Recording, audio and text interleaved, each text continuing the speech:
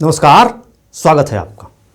5 राज्यों में हुए विधानसभा चुनाव के नतीजों ने बता दिया है कि जनता का मिजाज क्या है। जनता ने साबित कर दिया है कि इस वक्त ब्रांड मोदी का जलवा बरकरार है कि जिन राज्यों में चुनाव हुए हैं 5 राज्यों में, उसमें से 4 राज्यों में पहले से ही बीजेपी की सरकार हुआ करती थी और चारों राज्यों में एक बार फिर से बीजेपी रिपीट करने जा रही है। यह निश्चित तौर पर अपने आप में बड़ी बात है और ख़ास तौर पर जिस तरीके से यूपी और उत्तराखंड के नतीजे आए हैं वो निश्चित तौर पर बीजेपी के लिए बड़े जश्न का मौका दिया है। और ख़ास तौर पर सबसे बड़ी परिस्थिति है कि कांटे की टक्कर अखिलेश यादव और योगी आदित्यनाथ के बीच मानी जा रही थी। समाजवादी पार्टी जिस तरीके से टक्कर देती नज़र आ रही थी, ऐसा लग रहा था कि मुकाबला नेट टू नेट फाइट का होगा, लेकिन परिस्थिति और नतीजे साफ बताते हैं कि इस वक्त और जो नतीजे आए हैं उन नतीजों ने बताया कि योगी आदित्यनाथ जिस तरीके से उन्होंने शासन पिछले 5 सालों में चलाया, जनता को वो मॉडल रासाया। ख़ास तौर पर उन्होंने जिस तरीके से कानून व्यवस्था पर पकड़ बनाई, लोगों की ज़रूरतों का ध्यान रखा, जिस तरीके से उन्होंने लाभार्थी योजना हो या फिर उन्होंने प्रशासनिक तंत्र पर और ख़ास तौर पर जो अपराधियों पर लकीर कसने के लिए जिस तरीके का सख्त मिजाज के लिए योगी आदित्यनाथ जाने जाते हैं, ये चीज़ें जनता को पसंद आई। क्योंकि यूपी में क्राइम बड़ा इशू शुरू से ही रहा था और निश्चित तौर पर उसके लिए किसी सख्त मुख्यमंत्री की ज़रूरत थी जो इन चीज़ों पर काबू पाए।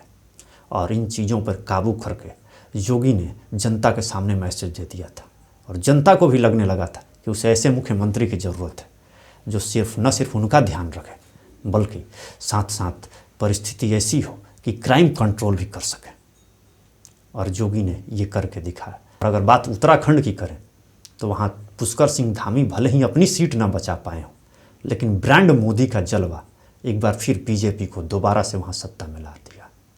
यानी इन दोनों राज्यों में अब तक के मिथक ये थे कि यहाँ सरकारें रिपीट नहीं होती। खासतौर पर यूपी में 30 सालों से ऐसा अभी तक न हुआ है, लेकिन योगी आदित्यनाथ ने 30 साल बाद ऐसा करके एक तरह से इतिहास रचा और उत्तराखंड में तो ये पहली बार हुआ है। कुल मिला के यूँ समझ लीजिए कि बीजेपी और मोदी का जो जलवा है 2014 से जिस तरह की लहर की बात थी, तो वो लहर अभी भी बरकरार है, यूँ कह सकते हैं। और सबसे बड़ी बात यह है कि विकास का जो मॉडल है वो अब जनता को रास आने लगा। क्योंकि आप यूपी के नतीजों को देख लीजिए। यूपी में जिस समय चुनाव हो रहे थे, एन टाइम पर कई नेता, स्वामी प्रसाद मौर्य, दारा सिंह चौहान सरीखे कई नेता बीजेपी छोड़कर समाजवादी पार्टी में चले गए। बावजूद इसके योगी आदित्यनाथ ने न सिर्फ जीत दर्ज की बल्कि शानदार जीत दर्ज की और स्वामी प्रसाद मौर्य सरीखे नेता अपनी सीट तक न बचा पाए। अब सोचिए कि स्वामी प्रसाद मौर्य सरीखे नेताओं जिन्होंने सीधे तौर पर चुनौती दे रखी थी योगी आदित्यनाथ को कि बीजेपी को सत्ता से हटा देंगे और इनके दम पे ही बीजेपी सत्ता में कभी आई थी और अब ना आएगी, इस तरह की दावे कर रहे थे स्वामी प्रसाद मौर्य। क्योंकि उनको ये भ्रम था कि गैर जादव वोट बैंक उनके साथी हैं और जिधर जाएंगे उधर शिफ्ट हो जाएगा, लेकिन ऐसा नहीं हुआ। और इस बार की यूपी के चुनाव के नतीजों को देखें तो सच पूछिए तो दलित वोट बैंक बीजेपी की तरफ अच्छा खासी मात्रा में शिफ्ट हुआ। यानी जो नुकसान वोटों का मायावती को हुआ वो सारे के सारे वोट शिफ्ट हो गए हैं बीजेपी की तरफ। यानी दलितों ने भी इस बार भरोसा बीजेपी पर दिखाया। तो कुल मिला के बीजेपी 4 राज्यों में, गोवा हो गया, मणिपुर और यूपी उत्तराखंड, 4 राज्यों में एक बार फिर सत्ता में दोबारा से सरकार बनाने जा रही है। जबकि अगर बात पंजाब की करें तो पंजाब में मैजिक चला है आम आदमी पार्टी का। आम आदमी पार्टी जिस तरीके से वहाँ पर मैजिक उन्होंने क्रिएट किया है वो अपने आप में काबिल तारीफ़ है। क्योंकि वहाँ पर परिस्थिति ऐसी थी कि जनता अमरिंदर सिंह और प्रकाश सिंह बादल सरीखे नेताओं से पूरी तरह निराश हो चुकी थी। जिस तरीके की परिस्थितियाँ वहाँ क्रिएट थी, 3 महीने पहले यूँ समझ लीजिए कि सीएम बदला था कांग्रेस ने, क्योंकि उसे लग रहा था कि अगर अमरिंदर सिंह को न हटाया तो एंटी इनकम्बेंसी फैक्टर काफ़ी नुकसान पहुंचा सकता है कांग्रेस को। लिहाजा कांग्रेस ने सीएम बदल के अपने वजूद को बचाने की कोशिश की थी, लेकिन ये दाव काम नहीं आया। खुद चन्नी जो है चीफ मिनिस्टर, वो सीट अपनी गंवा बैठे और इनके साथ ही नवजोत सिंह सिद्धू जिन पर कांग्रेस आला कमान ने बहुत भरोसा किया था, वो भी अपनी सीट गंवा बैठे।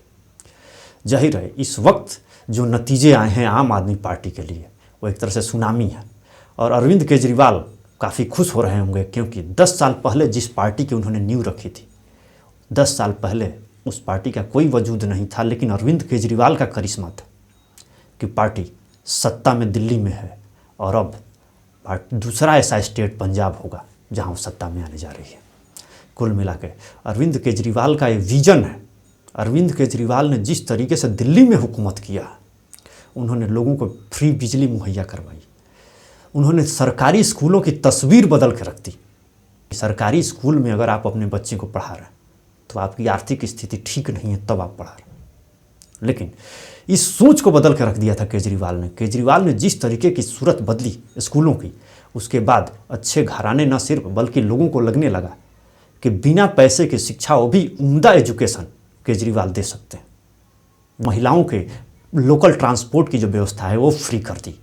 अब ट्रांसपोर्ट फ्री कर दी, बिजली फ्री कर दी, और ख़ास तौर पर शिक्षा फ्री कर दी। ये जो विकास का मॉडल है, ये जो बुनियादी सुविधाएं हैं लोगों की, उसको उन्होंने फ्री करने की कोशिश की। नतीजा यही मॉडल पेश करने की कोशिश की थी आम आदमी पार्टी ने पंजाब में भी, क्योंकि पंजाब इन्हीं सब सारी चीज़ों से त्रस्त था और कोई भी पार्टी जनता को सुविधाएं देने में नाकाम थी। नतीजा ये हुआ कि आम आदमी पार्टी फुल फ्लेज सत्ता में है, भगवंत मान मुख्यमंत्री बनने जा रहा है। निश्चित तौर पर पंजाब के लिए इतिहास होगा, क्योंकि पंजाब में इस तरह न तो आम आदमी पार्टी ने कभी दखल जमाया था, हालांकि पहले से ही माना जा रहा था कि सत्ता में आम आदमी पार्टी आने वाली है, एग्जिट पोल में भी ऐसे बताए जा रहे थे, लेकिन एकदम से सुनामी आ जाएगी ये शायद आम आदमी पार्टी ने सोचा नहीं होगा। लेकिन नतीजे हैं। सबसे खास बात ये है कि इस बार के चुनाव में जिस तरीके से जो कास्ट पॉलिटिक्स करने वाले स्वामी प्रसाद मौर्य सरीखे नेता हैं, उसको जनता ने पूरी तरीके से नकार दिया और जनता ने सिर्फ और सिर्फ विकास को तवज्जो दी। नतीजा आप देख लीजिए, यूपी में भी योगी विकास के दम पे सत्ता में आए।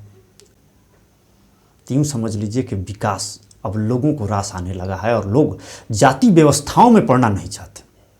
जनता जनार्दन ये सोच रही कि उनका भला कौन कर सकता, और इस सूरत हाल में वो अपनी जेब देख रहे हैं, अपनी आर्थिक परिस्थितियां देख रहे हैं। वो देख रहे हैं कि कौन उनके जेब पर ज़्यादा न मार पड़े, ऐसी सरकार लेकर आए। तो कुल मिला के अब इंतज़ार कीजिए और देखिए कि अब जो पार्टियां सत्ता में आई है विकास का मॉडल देके, अब वो न सिर्फ हुकूमत करेगी बल्कि अब वही बता रही है कि जनता को और जनता के मिजाज के हिसाब से अब तरक्की करनी होगी। अब सिर्फ जातियों का हवाला देकर आप वोट ले लीजिएगा, ऐसा हो नहीं सकता। अब MY समीकरण या जिस तरीके की समीकरण पुराने ज़माने में लोग या पहले समीकरण साध के जातियों की वोट बैंक साध के जीत जाया करते थे, अब संभव नहीं है। अब आपको काम करना पड़ेगा। फिलहाल इस वीडियो में इतना ही। बहुत बहुत धन्यवाद।